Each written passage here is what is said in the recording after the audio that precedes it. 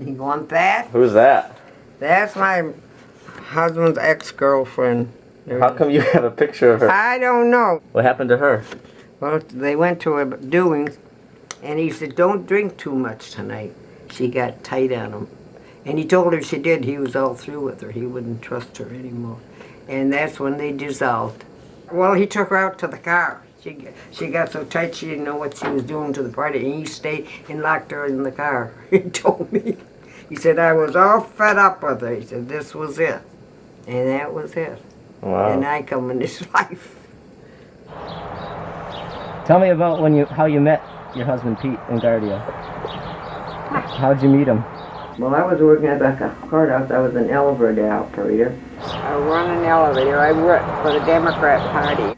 And I went up to the candy stand there. There was a concession up there, and I'd go get Coke or potato chips. And I was up there getting a Coke and talking to the ladies. And I had a soft drink, and he walked in. And he went by, and I said, who is that guy? And then I looked at him. I said to her, who is that guy? Wasn't it more than 15, 20 minutes he came in the elevator. I thought, gee, to myself, gosh, what's this all about? Then when they got off the floor and he broke down, they asked him for a date. Well, I didn't date him because I didn't know if he was a married man or what. I said, well, I'm all dated up this weekend. And I said, well, I'm all dated up. I said, I didn't get involved in married men. Well, during the meantime, this county official come in and says, Eunice, what's the matter with you? He said, I wouldn't introduce you to anybody married. Well, I said, I didn't know. I said, if he wants me bad enough, he'll wait. And I told him to come back on Wednesday, and he come back with his little book, and I told him where I lived. And he found it. He was there a little earlier, waited out in the car. So I impressed him. This one here. That's you and him. Yeah, in Ypsilanti. He was working there. Yep, that's my wedding. 1945. What did they think about your dress? They thought it was cut too low. Who did? My mother-in-law, my future mother-in-law. It was cut too low? Yep, I can see. You can see the crease. She's got one, but hers is not cut as low as mine. My Mary's cut down low. Yep. But mine was worse yet. So you were 32 when you got married. But back then, what would people say if you weren't married by 32? You were an old maid. So what did you say to them? I said, well, I might be an old maid, but if I don't come across the right one, I'd just soon be single.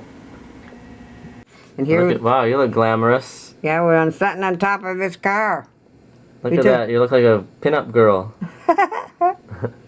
Oh, God, that was for the days. So tell me about your young life. What was it that you remember most fondly? There's one particular, I think it was Duke Ellington. I had my hair fixed. I had long hair, and it was fixed on top of my head.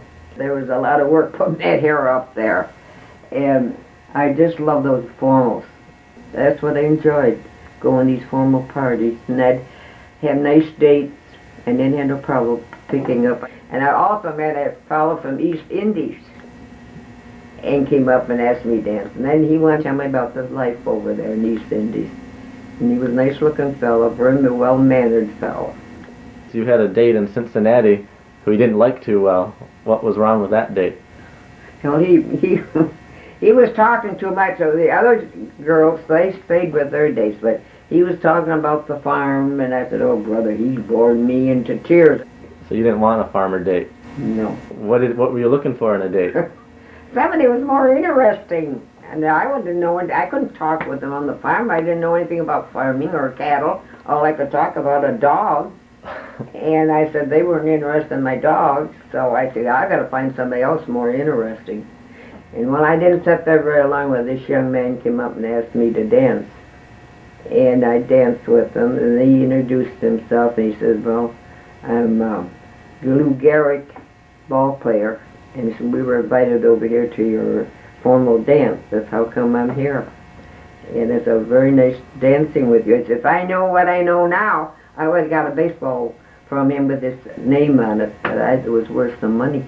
Oh, boy. Wow, this is Mary Kay. That's her little offspring here, full of life. And how old were you when you had her? 35. Good baby. I didn't have no problem. This is our sailor boy. That's my grandson. And he was proud to have his picture taken.